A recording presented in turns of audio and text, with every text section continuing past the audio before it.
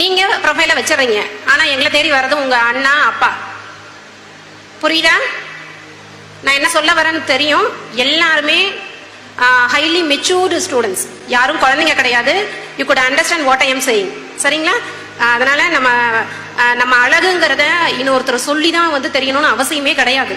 சரியா? 10 பேர் லைக் பண்ணி ஷேர் பண்ணி அழகு காமிக்கிறது அழகே கிடையாது. ஓகேவா? உங்களுக்கு தெரியும் நீங்க தான் அழகு. அதனால தயவு செய்து போட்டோல ஸ்டேட்டஸ் வச்சுதான் உங்களை அழகை நிரூபிக்கணும், அது 1000 பேர் பார்க்கணும், லைக்ஸுக்காக ஏங்குறது, அந்த கல்ச்சருக்கு போகாதீங்க. அது நம்ம கல்ச்சரே கிடையாதுங்க. சரியா? நம்ம எங்கேயோ தேடி பல விஷயங்களை தொலைச்சிட்டு நிக்கிறோம். சரியா? ஸ்டேஷன்ல வந்து உங்க பேரண்ட்ஸும் அண்ணா அதான் சொன்னல பிரதர்ஸ் தான் வந்து நிற்பாங்க. அப்பதான் தெரியுது இந்த பொண்ணுங்க எவ்வளோ அலட்சியமா இருக்காங்க அப்படின்னு. அதனால கைண்ட்லி போட்டோஸ் அப்டேட் பண்ணாதீங்க. நம்ம வந்து பொண்ணா போயிட்டோம், இந்த இதை பண்ண முடியாது. இது சொன்ன அதே பர்சன்ஸ் தான் நான் ஃபர்ஸ்ட் சப்டிவிஷன்ல ஒரு பல மென் டிஎஸ்பிஸ் ஒர்க் பண்ண சப்டிவிஷன் நாங்கள் பென்னாகிரம் சப்டிவிஷன். அதில் நான் போன ஒரு 3 monthsல ஒரு கேஸ். இதில் என்னன்னா அவங்க ஒரு ஒகேனக்கல் டூரிஸ்ட் ஸ்பாட் இருக்கு, அங்கே ஒரு கன் ஷாட் கேஸ். டூரிஸ்ட் அந்த பொண்ணை வந்து கண்ட்ரி மேட் வெப்பன்ல ஷூட் பண்ணிடுறாங்க. ரொம்ப ஒரு ஹெக்டிக்கான கேஸ். அதை கண்டுபிடிக்கவே முடியல, யாரு என்னன்னே தெரியல.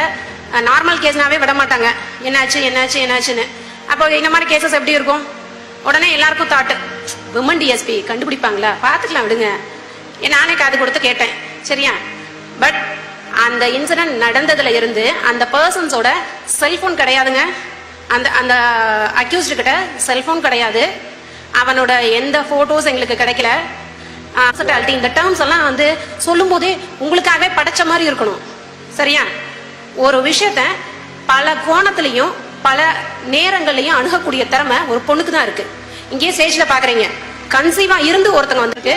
அந்த 3வது விஷயம் என்னன்னா, ஃபர்ஸ்ட் உங்ககிட்ட சொல்லிட்டேன், avoid status addiction and avoid suicides அப்படி சொல்லிட்டேன்னா, என்ன எது எடுத்தாலும் அவாய்டுங்கிறாங்க. அப்ப என்னதான் பண்ண சொல்றாங்க?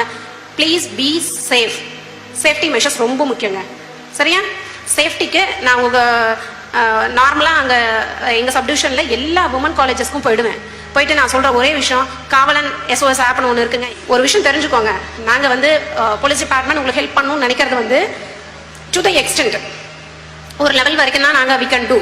உங்களுக்கு சொல்லலாம், இந்த மாதிரி SOS ஆப் இருக்கு, இப்படி போங்க, இப்படி இன்ஸ்டால் பண்ணுங்க, நெக்ஸ்ட் இதெல்லாம் வரும், இப்படி பண்ணீங்கன்னா. இன்ஸ்டால் பண்றதை பத்தி உங்களுக்கு சொல்லணும்னு அவசியமே இல்லை. பேரை கேட்டுட்டா இந்த ஆப்பாடா பியூட்டி பிளஸ் எப்படியோ இருக்குது, பியூட்டி பிளஸ் அது என்னதான், அதை டவுன்லோட் பண்ணியே தீருவோம் யாராவது பார்த்துட்டோம்னா. ஆனா அதெல்லாம் முக்கியம் இல்லைங்க. ஷேர் சாட்டோ டிக்டாக்கோ உங்க லைஃப்க்கு முக்கியம் கிடையாது. நிறைய பேருக்கு தெரியறது இல்ல. காவலன் ஆப் டவுன்லோட் பண்றீங்க இல்லையா, அதுல ரைட் சைட்ல ட்ரிகர் மெக்கானிசம் அப்படின்னு ஒரு ஆப்ஷன் இருக்கும். அதை ஆன் பண்ணி வச்சீங்கன்னா சில நேரங்கள்ல உங்களால பேச அவங்க ஈவன் அந்த போனை எடுக்க கூட முடியாது. அப்படி ஒரு ஹெக்டிக் சிச்சுவேஷன்ஸ் இருக்கும். நம்ம நினைக்கலாம் என்ன நடந்துற போகுது, எதுவுமே நடக்கிற வரைக்கும் அது தோணாதுங்க. நல்லா தான் போகும், நல்லா தான் இருக்கும், கூட வருவாங்க, பின்னாடி இருப்பாங்க, பேரண்ட்ஸ் ஹெல்ப்புக்கு வருவாங்க. எப்பவாவது ஒரு சூழ்நிலையில கண்டிப்பா இக்கட்டா நம்ம ஏதாவது மாட்டிப்போம். அந்த மாதிரி சுச்சுவேஷன்ல கண்டிப்பா உங்களுக்கு இந்த ஆப் தேவை. அப்ப என்ன பண்ணலாம், எடுக்கவே முடியாத சுச்சுவேஷனா அந்த மொபைல எப்படி 3 times ஷேக் பண்ணீங்கன்னா போதும், ஆட்டோமேட்டிக்கா கண்ட்ரோல் ரூமுக்கு மெசேஜ் போயிடும்.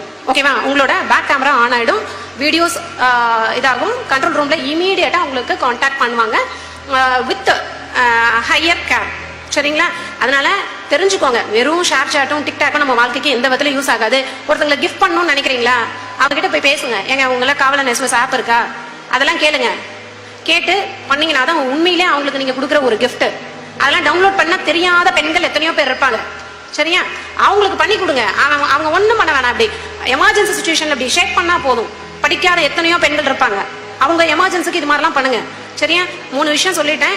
இது இல்லாம ஜென்ரலா நீங்க எல்லாமே யங்ஸ்டர்ஸ்னால என்னோட கைண்ட் ஆப்ளிகேஷன் டோன்ட் அப்படின்னு ஒரு 2 விஷயம் சொல்ல விரும்புறேன். டோன்ட் பிளேம் எனி மேல் பிளைண்ட்லி. புரியுதா? இங்க இருக்க மேல எல்லாரும் திட்டுவாங்க, இந்த அம்மா வந்து நின்றுட்டு பாரு, உடனே என்ன சொல்றாங்க, யாரையும் நான் சொல்றது உங்களுக்கு தெளிவா சொல்றேன், பிளைண்டா பிலீவ் பண்ணாதீங்க. சரியா? எல்லாருமே வெல் மெச்சூர்டு. நான் திரும்ப சொல்றேன், நான் என்ன சொல்ல வரேன்னு தெரியும். ஒருத்தரை வந்து நீங்க வந்து கண்மூடித்தனமா நம்பாதீங்க. எதுக்கு சொல்றேன் அப்படின்னா, ரொம்ப நல்லா சொல்லுவான், என்ன சொல்லுவான், கண்ணு மாதிரி அழகு எதுவுமே இல்லை, இழுக்குது காந்தம் அப்படிமா. காந்தம் இல்லைங்க அது, நீங்க சிக்கிட்டீங்கன்னு அர்த்தம். சரியா? நல்லவங்களா இருந்தா தப்பே கிடையாது. நான் சொல்றதே பிளைண்ட்லி. அந்த ஒரு வார்த்தை உங்களை பார்த்து சொல்லியிருக்கேன், அடுத்த தெருவில் இருக்க இன்னொரு பொண்ணை பார்த்து சொல்லியிருப்பான். சரியா? ப்ளீஸ், நான் சொன்னதுதான் வீக்கர் செக்ஸ். இந்த பொண்ணு யோசிச்சு முடிவெடுக்கும். இதுகிட்ட நம்ம ஜகஜா கில்லாடித்தனா நடக்காது, ஸ்டைலா போனா நடக்காது, 2 கவிதை கொட்டிட்டா நடந்துராது, ஏமாத்திரலாம். இத்தனை பேர் இருக்கிறதுனால இன்னொரு இதை ஷேர் பண்ணிக்கணும்னு விரும்புறேன்.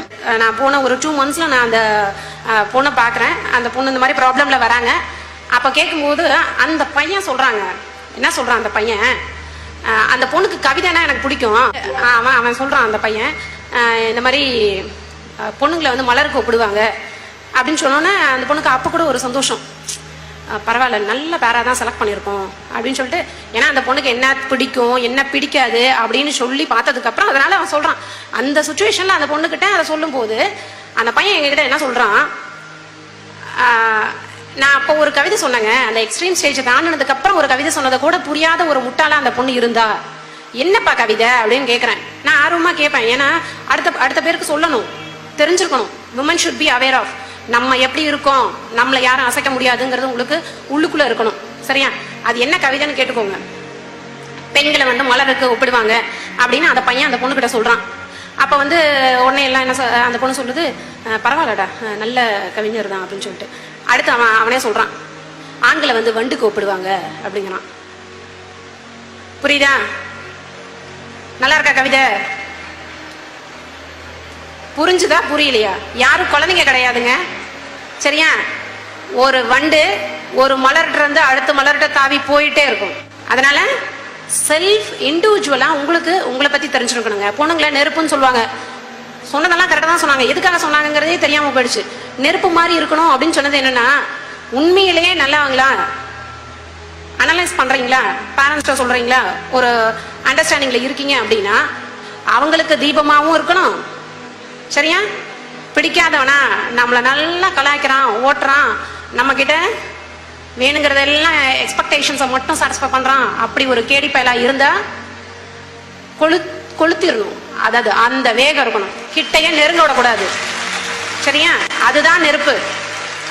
சரியா? பொண்ணுங்களால நெருப்பாகவும் இருக்க முடியும், விளக்கேற்ற விளக்காகவும் இருக்க முடியும். அவங்கள கொளுத்துற அளவுக்கு இருக்கிற அனல் நெருப்பு, அவங்கள நெருங்கவே விடக்கூடாது. அதுதான் இந்த எக்ஸ்ட்ரீம்னஸை தெரிஞ்சுதான் பொண்ணை வந்து நெருப்புங்கிறாங்க. Kindly be aware of surroundings. என்ன நடக்குதுன்னு தெரிஞ்சுக்கோங்க, உங்களை சுற்றி என்ன போயிட்டு இருக்குன்னு தெரிஞ்சுக்கோங்க. பேரண்ட்ஸ் இருக்காங்க, பேரண்ட்ஸை ஷேர் பண்ணுங்க. புரியுதுங்களா? இது ஒரு விஷயம். இது வந்து பிஃபோர் மேரேஜ் இந்த விஷயத்த நீங்க கொஞ்சம் கேர்ஃபுல்லா இருந்துக்கோங்க. எனக்கு யாருமே கைடன்ஸ் கிடையாது, எக்ஸ்பர்ட்ஸ் யாரும் எனக்கு தெரியாது. எனக்கு தெரிஞ்சது எங்க ஊர் மக்கள் அவ்வளவுதான். அதை தவிர எனக்கு பெருசா தெரியாது. ஒரு கிராமம் தான், ஈவன் பஸ் ஃபெசிலிட்டிஸ் ப்ராப்பரா இருக்காது. இருந்தாலும் நான் படிச்சே தீருவேன்னு, அதுவே என்ன எங்க அப்பா கிட்ட டார்ச்சர் பண்ணிட்டேங்க. அது உண்மையிலே வந்து எங்க அப்பாவும் அம்மாவும் பாவம், விடவே மாட்டேன்ட்டேன், படிச்சே தீருவேன்னு. ஆனா அவங்க எனக்கு என்ன சப்போர்ட் பண்ணாங்கன்னா, ஆஃப்டர் மேரேஜ் பாடினாங்க. நான் என் ஹஸ்பண்ட் ஃபர்ஸ்ட் அலைன்ஸ் வந்து பார்க்க வரும்போது நான் கேட்ட ஒரே ஒரு ரெக்வஸ்ட் தான், ஆஃப்டர் மேரேஜ் நான் படிக்கணும், எனக்கு நீங்க சப்போர்ட் பண்ணணும். அதான் சொன்னேன். சொன்ன வாக்கை வந்து காப்பாத்தினாரு. நான் நல்லா படிச்சு உங்க முன்னாடி ஒரு நல்ல சர்வீஸ் வாங்கினேன். வாய்ப்புகளை தேடாதீங்க, உருவாக்கிக்கோங்க. நல்ல முறையில நம்ம நினைச்சா, பொண்ணுங்க நினைச்சா கண்டிப்பா சாதிக்கலாம். பேரண்ட்ஸுக்கு பெருமையை சேர்த்து தரலாம் அப்படிங்கறத மனசுல வச்சு நிறைய நல்ல பெருமையை கொடுங்க. ஒன்றும் இல்லை, ஆக்சுவலா அவார்ட்ஸ் மெடல்ஸ் வந்து நீங்க ஒரு பொசிஷன் போயிட்டீங்கன்னா கிடைக்கிற சந்தோஷத்தை விட அவங்க பண்ற அச்சீவ்மெண்ட்ஸ்ல அவங்க சந்தோஷப்படுறாங்க பாருங்களேன், அதுதாங்க பேரண்ட்ஸுக்கு நீங்க கொடுக்குற ஒரே சந்தோஷம். அதனால பேரண்ட்ஸை கொஞ்சம் நல்ல ஹாப்பியா வச்சுக்கோங்க. நீங்க ரொம்ப ஜாலியா இருங்க, வேண்டவே வேணாம் சொல்ல. என்னடா இதை அவாய்ட் பண்ண அதை அவாய்ட் பண்ண, ஜாலியா இருங்க. Until and unless you are safe and secured. நீங்களா இருங்க. மற்றவங்களுக்காக நான் ஹாப்பியா இருக்கிறேன்னு நடிச்சு காமிக்காதீங்க. உலகத்தை ஏமாத்தாதீங்க. உலகத்துக்காக வாழாதீங்க. உங்களுக்காகவும் உங்க இண்டிவிஜுவலுக்காக